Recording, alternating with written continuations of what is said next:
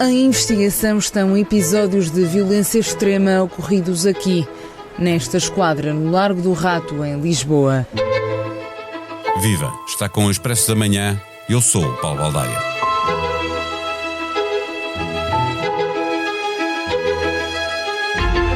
A carreira nas forças de segurança não é muito atrativa porque é, factualmente, muito mal remunerada para o risco que correm os agentes da PSP e os militares da GNR para nos defender dos criminosos.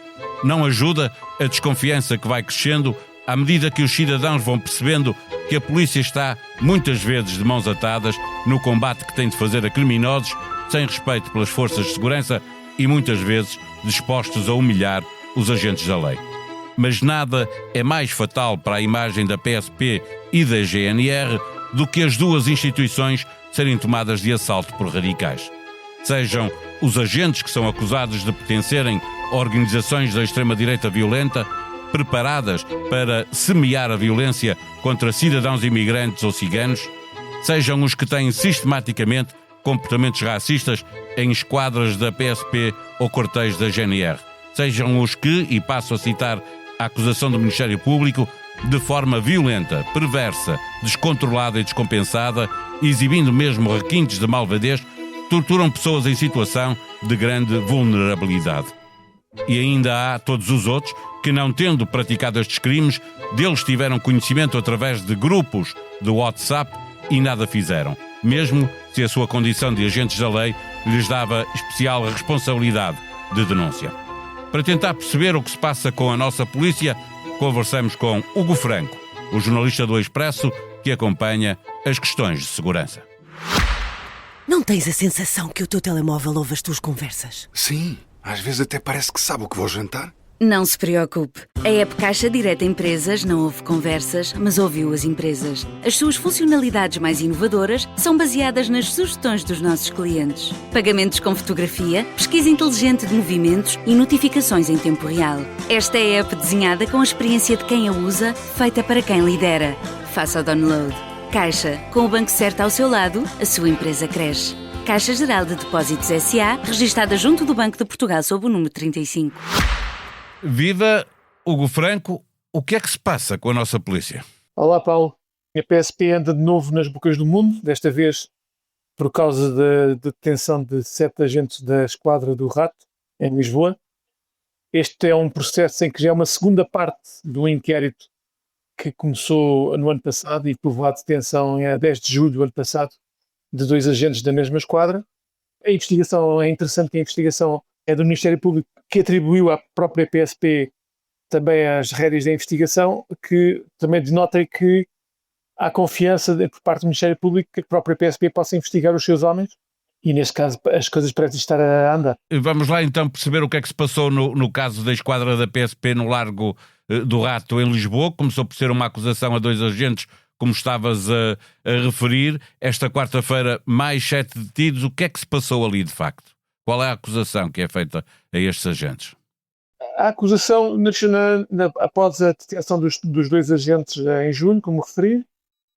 Em janeiro deste ano, o Ministério Público escreveu um longo documento de 120 páginas em que elenca os vários crimes, os diversos e graves crimes, alegadamente, atenção, alegadamente. Claro, só depois de julgamento, transitado e julgado, é que há culpados, obviamente. Portanto, alegadamente, o Ministério Público conseguiu obter o testemunho de alegadas vítimas entre sem-abrigos, toxicodependentes, que foram detidos em ações naquela esquadra e que, aparentemente, desde 2024, algumas destas pessoas seriam alvo de tortura dentro da esquadra, com descrições horríveis do que se passaria no interior da esquadra, de abusos policiais com violência e uma violência, digamos, sádica até, envolvendo paus, com sodomia. Dá para perceber que, de facto, é uma coisa grave, horrível, que é impossível de estar neutro num caso destes. E o que é interessante, que cometido por agentes que filmavam, partilhavam esses filmes nas Ou seja, isso também é prova, não é? Não é apenas o testemunho das vítimas, há também prova no WhatsApp, e já lá vamos, porque depois há pessoas que viram e não disseram nada, não é? Mas, ou seja, isto também funciona como prova, esses vídeos e essa partilha no WhatsApp. Claramente, quando eu referi estes testemunhos, ou seja, os testemunhos foram um ponto de partida para este caso, em que se apurou, depois com as tais provas de vídeos e de cruzamento de informações, que havia um grupo de agentes que fazia isto, que fazia este tipo de tortura, que fazia violência extrema, gratuita, sem razão nenhuma, porque pessoas que... mais frágeis, vulneráveis, não é? Sim, mais frágeis, isso mesmo, a palavra certa. Portanto, pessoas que ainda por cima estavam... Muitas delas até não teriam coragem para contar o que lhes tinha acontecido, porque estavam, digamos, imagina, um sem-abrigo, que é descrito no Ministério, na acusação, um sem-abrigo e um toxicodependente deste caso, passavam várias vezes por estes agentes e tinham medo deles depois de terem sido agredidos no interior da esquadra. Em suma, estas pessoas estavam fragilizadas, ainda ficaram mais fragilizadas, ainda com mais medo de fazer queixa destes abusos policiais. A Procuradora do Ministério Público, como é que ela classifica este tipo de crimes? A Procuradora arrasa completamente. Eu até posso fazer uma pequena passagem, muito rápida, não quero ser chato, mas é tão forte. Isto não acontece muitas vezes nas acusações. E a Procuradora diz a certa altura que os suspeitos escolhiam vítimas entre os seres humanos mais fragilizados pela sua condição humana degradada e que tinham cometido pequenos delitos e levavam-os a reforçar, faziam submissão, humilhação e sofrimento e aproveitavam-se da vulnerabilidade destas vítimas para, de forma violenta, perversa, descontrolada e descompensada, portanto, estás a ver aqui a quantidade de adjetivos, nem nós precisamos de os fazer, porque o próprio Ministério Público descreve-os, e exibindo mesmo requintes de malvadez. Portanto. Exato. Recentemente, o diretor nacional da PSP lembrou que dezenas de candidatos tinham sido eliminados por despistagem de comportamentos radicais. A verdade é que os dois primeiros acusados no caso do Rato, li num texto teu, eram dois agentes novos chegados recentemente à PSP. Um deles tinha chegado há meses à esquadra tinha vindo da esquadra do Bairro Alto para a esquadra do Rato. Isto significa que a triagem que está a ser feita ainda assim é manifestamente insuficiente? Bem, isto pode ter duas leituras. A leitura do diretor nacional é que, de facto, a PSP está a agir, está a tentar, pelo menos... O que também é verdade. Possivelmente tardiamente, mas está a agir, e este caso agora é a prova disso. E esta recusa de 80 e tal candidatos, ou possíveis candidatos, por possíveis comportamentos mais radicais, também é um indício bom.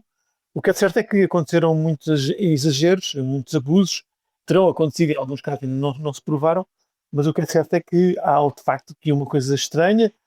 Imaginemos, e vou dar de barato, que de facto são casos, são minorias, é um grupo diminuto de pessoas, não podemos tomar todos os mais de 20 mil agentes. Claro. Embora haja outros também casos, mas a mostrar que é preciso estar atento, mas obviamente que isto é uma minoria de agentes, tanto na GNR como na PSP. É isso mesmo. E não gostamos de enverdar pelo sensacionalismo. Exato, as generalizações são sempre más. Ainda assim, deixa-me chamar a atenção, porque houve quem cometesse estes crimes, há pouco estávamos a falar disso, mas houve também dezenas de polícias que assistiram a vídeos que provam a existência dos crimes. Veremos se provam ou não, insisto, vamos insistir nesse ponto, e nada fizeram. Estes agentes também estão a ser alvo de investigações, podem ser expulsos da corporação por não terem denunciado crimes de que foram testemunhas? Sim, eu deduzo pelas fontes com quem contactei durante o início das buscas e das detenções, dizem-me que alguns destes agentes dos 7 detidos são esses mesmos, por omissão, por não terem feito nada quando viram os abusos. Por outro lado, também são aqueles que partilharam ficheiros e imagens destes próprios abusos.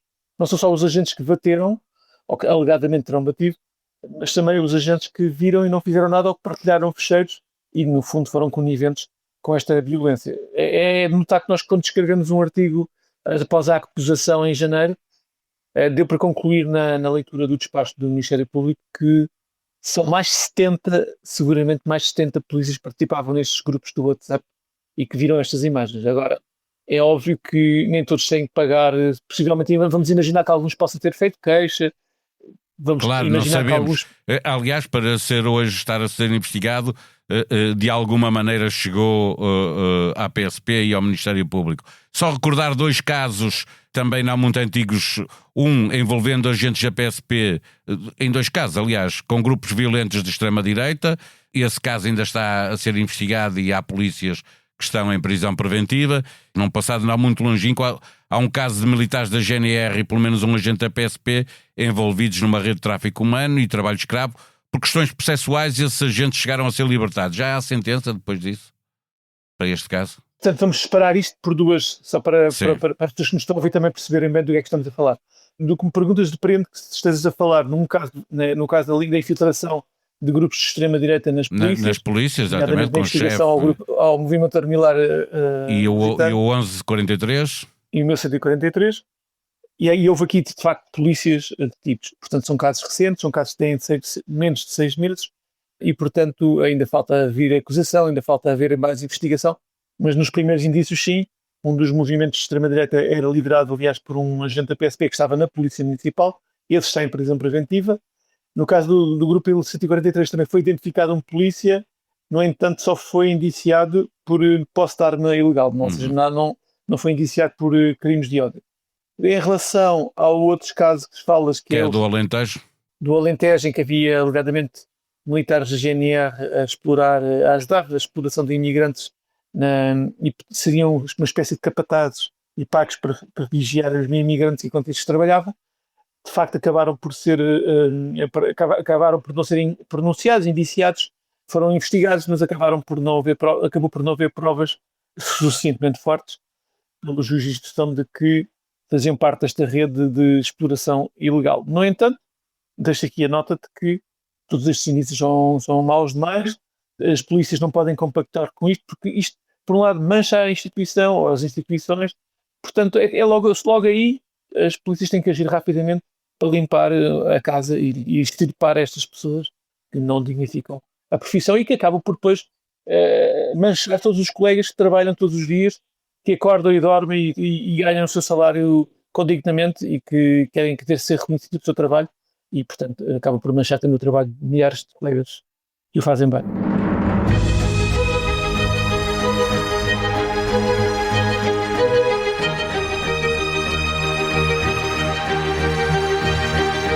É autor de diversos livros de reflexão sobre a vida e também sobre botânica. É benfiquista de corpo e alma e confessa ser o único caso em que, por vezes, não controla as emoções. António José de Castro Bagão Félix é o convidado do mais recente episódio do podcast Geração 40, conduzido por Júlio Isidro. Este podcast é uma conversa entre pessoas de uma geração que cresceu com os racionamentos e a sombra da guerra. Viram um país fechado abrir-se à Europa, assistiram ao salto do analógico para o digital, o mundo transformou-se, mas será este o futuro que imaginaram? A sonoplastia deste episódio foi de Gustavo Carvalho. Nós vamos voltar amanhã. Até lá, tenham um bom dia.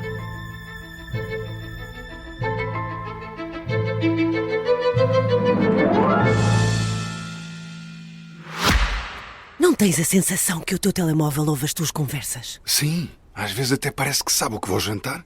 Não se preocupe. A app Caixa Direta Empresas não ouve conversas, mas ouviu as empresas. As suas funcionalidades mais inovadoras são baseadas nas sugestões dos nossos clientes. Pagamentos com fotografia, pesquisa inteligente de movimentos e notificações em tempo real. Esta é a app desenhada com a experiência de quem a usa, feita para quem lidera. Faça o download. Caixa, com o banco certo ao seu lado, a sua empresa cresce. Caixa Geral de Depósitos S.A., registada junto do Banco de Portugal sob o número 35.